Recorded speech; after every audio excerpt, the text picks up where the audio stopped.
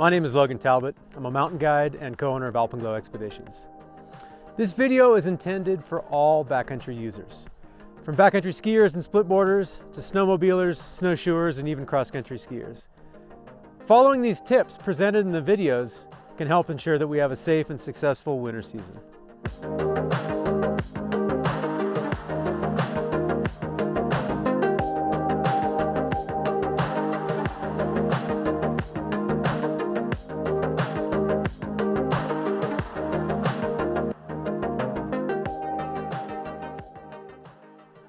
All right. Well, one of the great joys of backcountry skiing is breaking trail in the backcountry, going uphill and setting a safe, efficient, and scenic up track. With more and more people using the backcountry these days, I thought it would be good to give you some tips on how to manage your uphill etiquette. So one of the key things is try to set an efficient and safe up track. If you're breaking trail for others, that's always the best bet. Avoid breaking a skin track up into known descent paths. And whether you're a skier or a snowboarder, you know, booting is an essential part of backcountry skiing at some point, but don't boot in the skin track, right? If anything, you can boot up the pole track. Oftentimes that's even as good, if not better, than punching through a skin track. And also use terrain features for your switchbacks. Instead of snapping a steep switchback right in the middle of a slope, use tree wells and bases of rock features. They provide little islands of safety to make your turn, as well as oftentimes a little flat spot.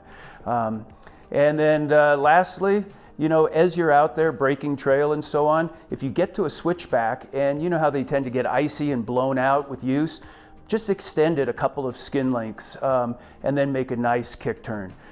Don't just keep working that beat up switchback. So anyway, as you're in the backcountry, if you're an experienced backcountry skier, use that skin track time as a good opportunity to mentor others. And if you're new to the game, be open to and receptive to advice from backcountry skiers. If we manage to do that, it's going to benefit everyone.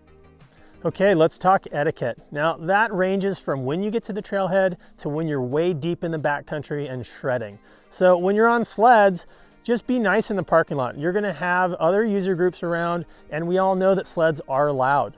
But the thing is, just ride them slow. Cruise by, give everybody a wave, and it's hard for other people to see what's going on underneath our helmets, but believe me, we are stoked and smiling because we're about to go for a rad rip in the backcountry. Once you get on trail, same thing. If you see somebody on the trail, give them a wide berth. Make sure you slow down and wave. That way they can see that you see them. That's a huge part of it. Human-powered folks can hear snowmobiles coming from a long distance away, and they sound pretty loud and pretty scary. But when we get close, believe me, we're not trying to have any conflicts. So remember, sledders, slow down, be courteous, and just cruise on by to make sure everybody has a good time out there. Then once you're out on the trail and riding, man, if you see somebody stuck, pull over, give them a hand. They'd be stoked on the help, I'm sure, and probably the experienced riders will give them a tip or two so they can not get stuck next time or have a quicker run of it getting out when they might need it.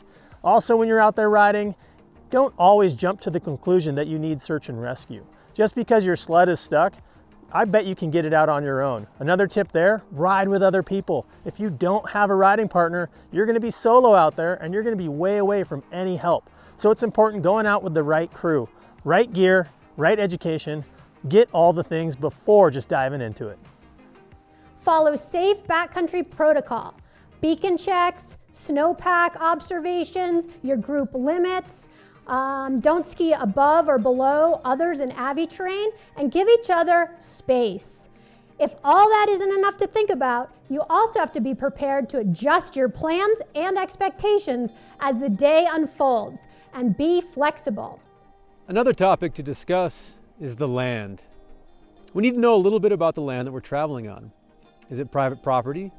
If so, do you have the permission of the landowner?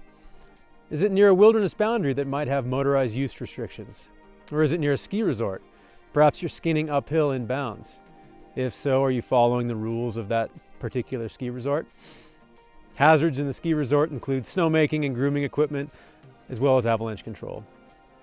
Following these simple guidelines can help keep access open for all of us. This winter, as you head out, please keep COVID-19 in mind. Practice good pandemic etiquette. Don't create crowds on summits or in parking areas, and please give each other space. No one likes anyone on our heels in the skin track anyway. We all produce a lot of spit, snot and spray when we're in the backcountry, so think about those snot rockets and know which way the wind is blowing. Please be considerate and cover your face when around others with a 6 to 10 feet window. And if you feel sick, stay home. You can get FOMO just looking at everything online. For more info, please check out our Tahoe Backcountry Alliance website, Backcountry Safety During COVID-19. Thank you.